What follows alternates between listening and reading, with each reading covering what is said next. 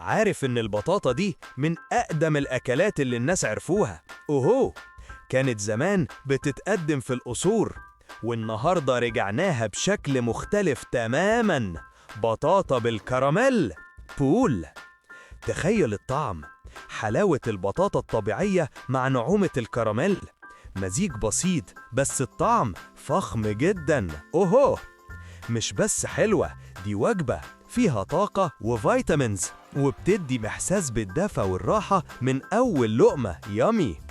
الريحة وهي خارجة من الفرن بتفكرك بأيام زمان. بس اللمسة الجديدة دي خلتها طبق عصري وأنيق. أوهو، جربها النهاردة وخليك فاكر دايما، السر مش في المكونات، السر في لمستك انت، مهارك انت.